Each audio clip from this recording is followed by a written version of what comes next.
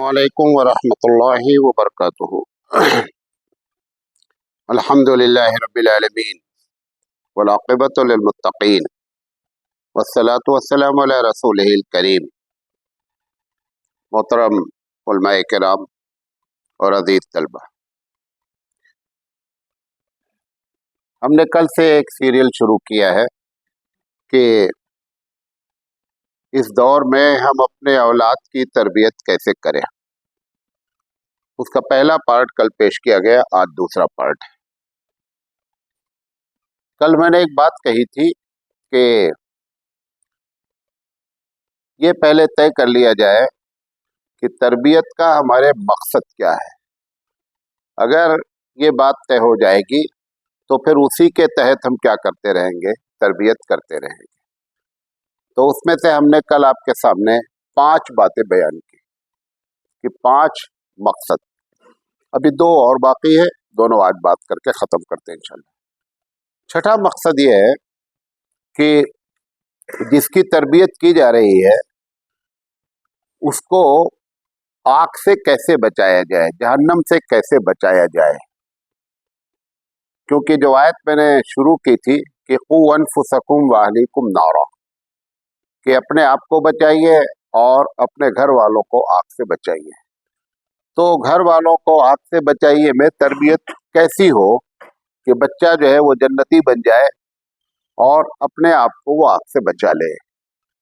सबसे पहली चीज़ ये है, और ख़ासकर आज के दौर में, आज ही आपने देखा कि 22 जनवरी 2024 को बाबरी मस्जिद जिस जगह पे थी वहाँ पे तोड़ करके जो है वो मंदिर बनाई गई और आज उसका उद्घाटन था, ओपनिंग थी।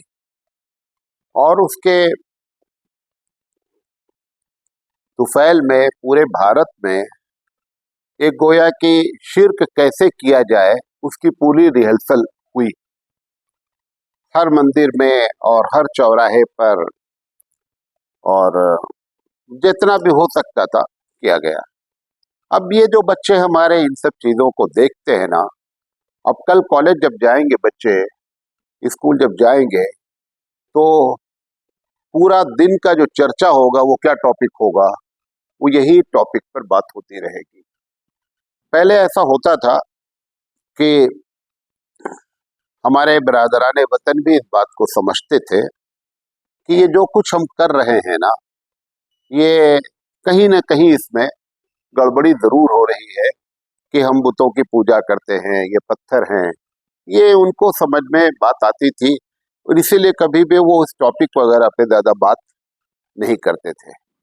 लेकिन ये पिछले 8-10 साल से जो शिर्क का माहौल तैयार किया गया, अब तैयार करने की वजह से हमारी नस्लें भी उससे महफूज नहीं रह पाती हैं।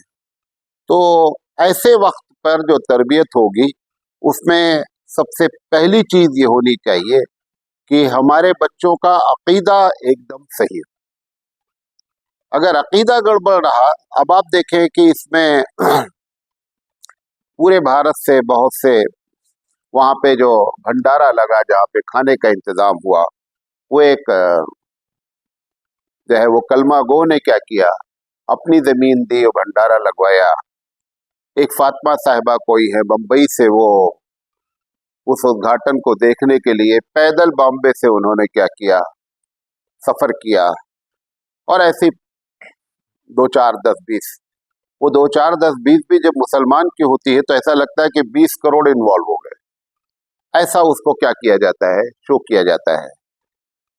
वो जो लोग भी उसमें इन्वॉल्व हुए या उन्होंने दिलचस्पी ली, तो उसके पीछे बहुत सी कहानियां हैं। कुछ लोगों का मफाद वाबस्ता होगा, कुछ लोगों का ये है कि हम इनको खुश कर लेंगे तो अपना कुछ भला हो जाएगा। हालांकि अल्लाह को नाराज करके किसी को खुश करने से कभी किसी का भला होता ही नहीं है। तो ये गलतफहमी है। अब क्यों ये बातें उनके अंदर आई? क्योंकि बचपन से ही उनका अकीदा सही नहीं रहा और अकीदे पर मेहनत की ही नहीं गई। वरना अगर बचपन से अकीदा सही होता और बचपन से हम अपने बच्चों में सही अकीदे को तरबियत करते तो फिर इस किस्म की नस्लें तैयार नहीं होती।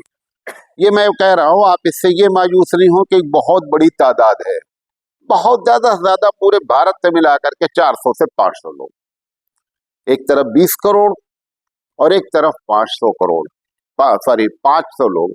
वो 500 लोगों को ऐसा शो किया जा रहा है कि गोया पूरे भारत के मुसलमान जो है वो पूजा ही में लग गए। तो इससे आप इस बात को भी आप अंदाजा लगाएं कि ये सब एक शोबाजी है। बहरहाल हम तो कह रहे हैं कि 500 भी ज्यादा है, 5 भी नहीं होना चाहिए।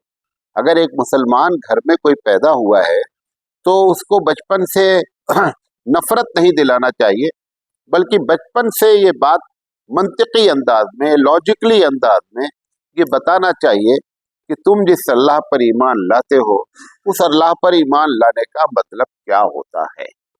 तो अकीदे की तरबियत यहाँ से होनी चाहिए।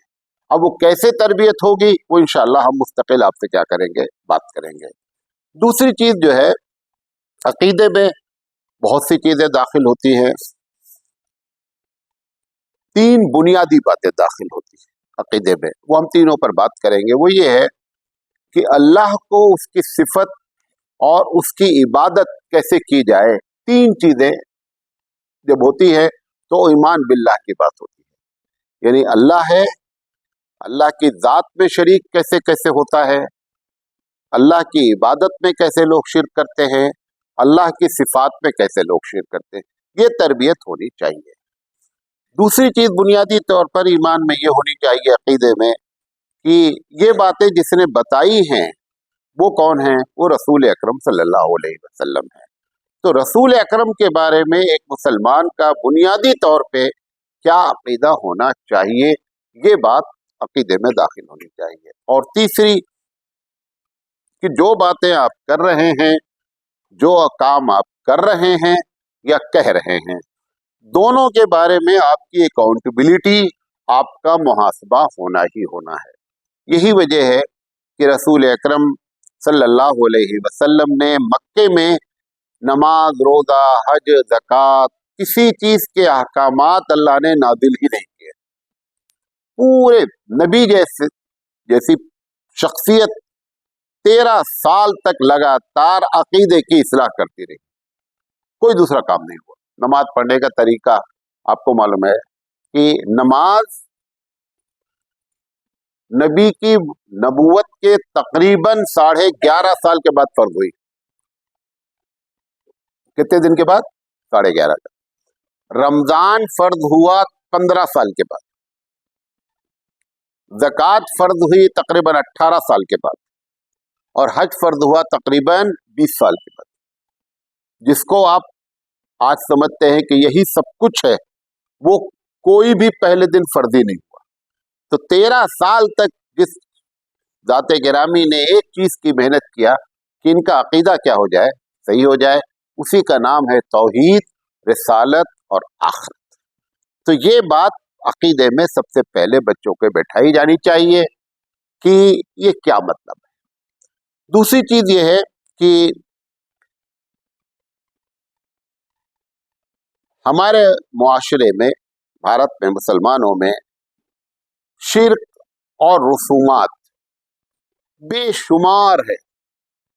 कैसे बच्चे को, सॉरी, बिदत और रसूमात बेशुमार है। ये बिदत से और रसूमात से बच्चे को कैसे बचाया जाए।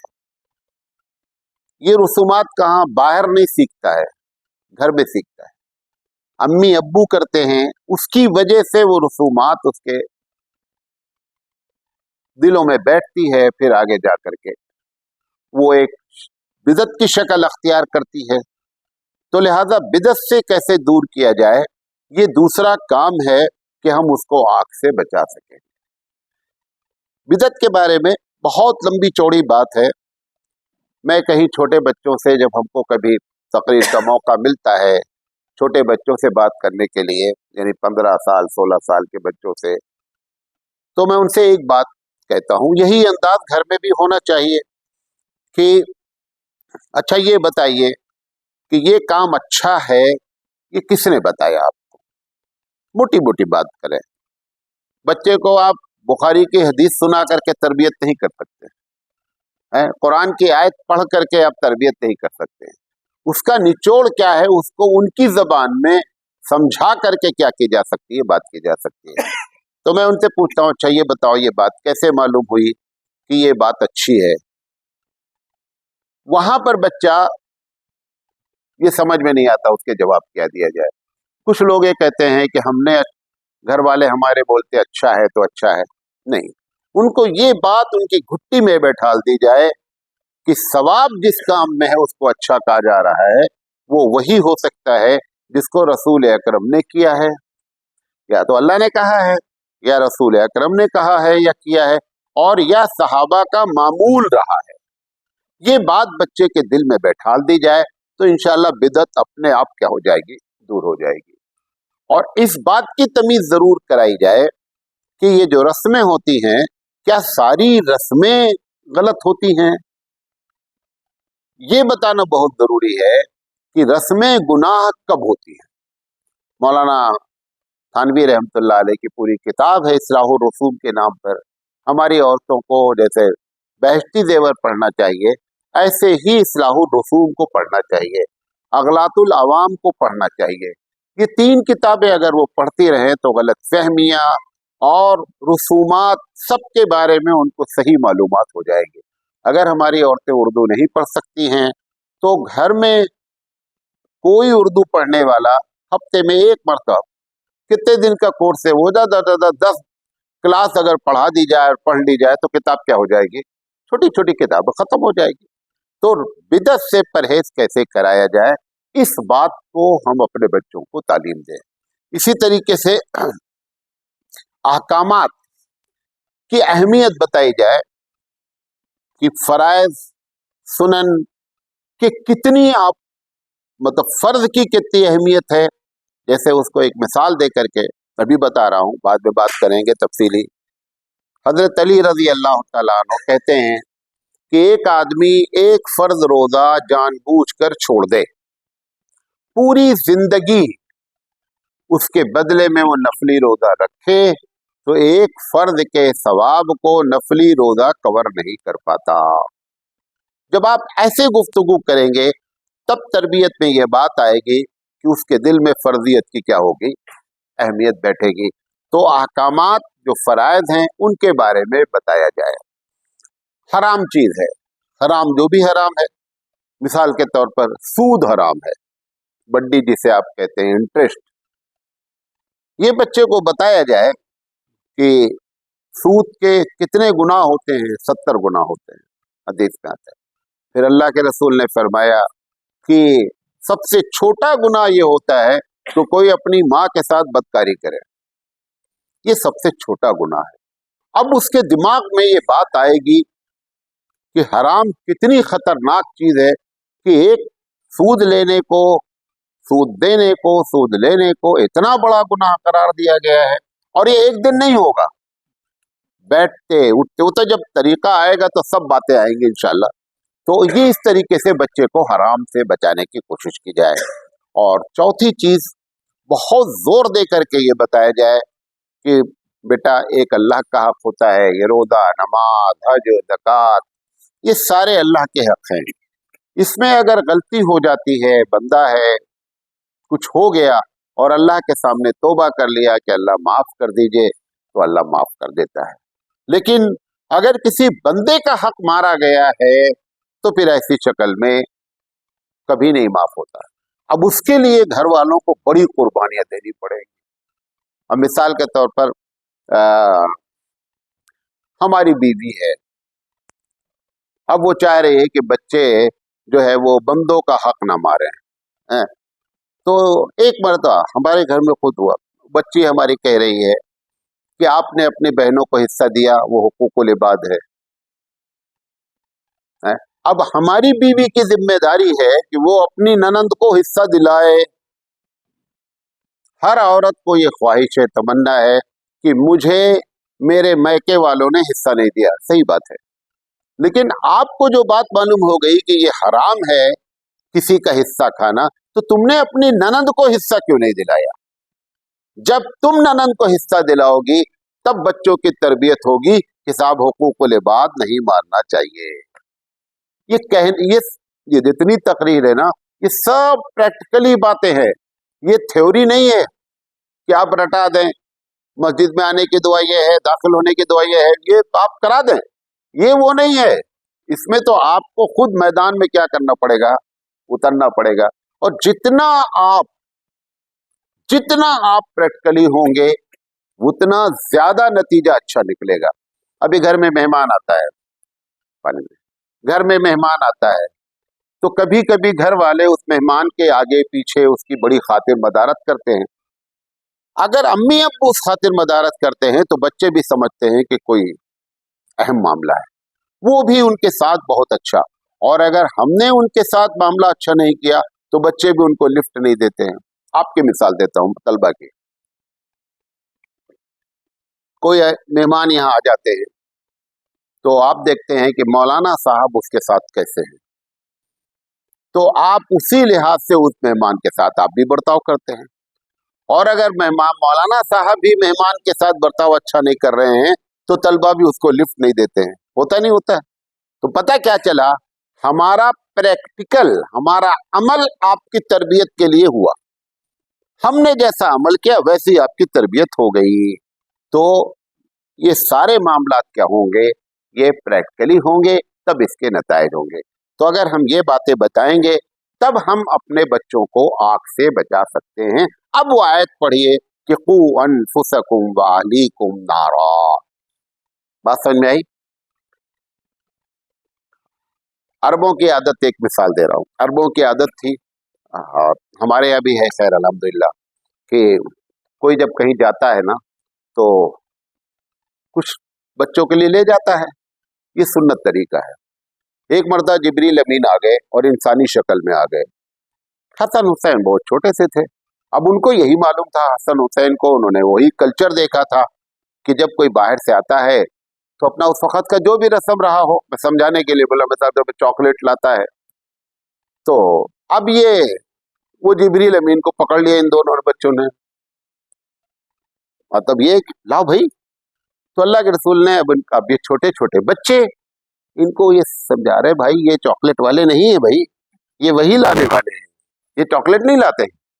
तो ये क्यों उन्होंने ऐसा किया? बच्चों ने इसलिए किया कि वही तहजीब थी। तो ये सारी तहजीब प्रैक्टिकली जब होती है तब हमारे ऊपर उसके असरात मुरतब होते हैं। बात मेरी समझे? अच्छा, आखिरी बात, सातवां पॉइंट ये है कि इंसान मिजाजन लालच पसंद है। क्या है? मैं आपसे बोलता हूं कि देखो आज जो है ना बाहर की सफाई कर दो। अच्छा मौलाना साहब सबको चाय पिलवा दो। क्या बोल देता हूं? सब बच्चों को चाय पिलवा दो। अगर हम चाय नहीं भी पिलवाएंगे तो भी आप साफ कराएंगे, लेकिन चाय की लालच दे दी गई या कोई और चीज दे दी गई तो आप में बड़ी एनर्जी आ जाती है ना? क्यों? क्योंकि इंसान मिजाजन लालच पसंद है। लालच लफ्ज हटा दें, बुरा लग रहा कुछ और कह लें, बहरहाल है ये मामला। तो अब ये वालिदैन को इतना पापड़ बेलने की क्या जरूरत? हम जितनी बातें कह रहे हैं कि ऐसी तरबियत करो, तो वालिदैन सोचेंगे यार ये तो हमारी ही तरबियत हो जाएगी। हकीकत में उन्हीं की तरबियत करनी है, ये भी आपको बता दें। अब हमारे नबी करीम सल्लल्लाहु अलैहि वसल्लम ने इस मसले को कैसे संभाला? आप सल्लल्लाहु अलैहि वसल्लम ने फरमाया कि भाई जब मर जाओगे ना तो कुछ नहीं कर सकते। इज़ा मातल इंसान इनक़ता अमलुहु। आप जब मर गए, कोई हम मर गए, एक मरतबा सुभान अल्लाह बोलना चाहें कि अल्लाह थोड़ा से जरा से दो, एक मरतबा बोलेंगे, टाइम मिलता है? अब कुछ भी नहीं कर सकते, एक मरतबा भी सुभान अल्लाह नहीं बोल सकते। अब आपका अकाउंट क्या हो गया? क्लोज हो गया। लेकिन फरमाया वलदुन सालिहुन यदऊ लहू, मुस्लिम शरीफ की रवायत है कि नेक औलाद जब हाथ उठाती है अपने अम्मी अब्बू के लिए तो अल्लाह ताला उसकी दुआ कबूल करता है। अब ये उसको बताया जाए, किसको? अम्मी अब्बू को, कि देखो अगर तरबियत तुमने किया तो मरने के बाद भी अकाउंट चालू रहेगा। क्यों? हम मिजाजन लालच पसंद हैं। तो सातवां मकसद क्या है? इस पर खूब जोर दिया जाए, बार बार उनको ये बात समझ में आनी चाहिए, पेरेंट्स को, और ये तीनों को समझ में आनी चाहिए मकतब वाले को भी और जुमा वाले को। अल्लाह के रसूल ने क्या फरमाया, एक आदमी, सही हदीस है, एक आदमी भी तुम्हारी वजह से सुधर जाए तो सुर्ख ऊंटों से बेहतर है। तो वो इमाम साहब खतीब भी सुधार सकते हैं, वो मकतब वाले भी सुधार सकते हैं, वो अम्मी अब्बू भी सुधार सकती हैं। तो ऐसी बातें करके जो है ना, उनको ये बताया जाए कि तुम्हारे लिए ठीक है, हो सकता है इस दुनिया में तुमको कुछ न मिले, हालांकि अगर नस्लें सही हो गई तो वालिदैन का भी एहतराम होगा, वालिदैन की इज्जत होगी। एक उस्ताद का शागिर्द बड़ी ऊंची पोस्ट पे चला जाता है, उस्ताद को कभी हसद नहीं होता, फक्र से क्या बोलता है, ये मेरा पढ़ाया हुआ है? वो प्रेसिडेंट बन गया, ये चपरासी हैं, लेकिन कितना फख्र से क्या बोलते हैं, मेरा शिष्य है, मेरा शागिर्द है। इनको हसद नहीं होता है। ऐसे ही वालिदैन को कभी भी हसद नहीं होता, दो लोगों को हसद नहीं होता। वालिदैन को बच्चा ऊंचा हो गया तो कोई हसद नहीं, फख्र से क्या बोलता है, मेरा लड़का है? ऐसे उस्ताद बोलता है मेरा लड़का है। तो पता ये चला कि इनको ये बात समझाई जाए कि ये तुमको इसका ये फायदा है। तो इस मकसद से अगर तरबियत की जाए तो इंशाअल्लाह इसके नताइज बरामद होंगे। अल्लाह ताला से दुआ है कि अल्लाह ताला कहने से ज़्यादा अमल करने की तौफीक अता फरमाए। वाखिर दावाना अल्हम्दुलिल्लाहि रब्बिल आलमीन।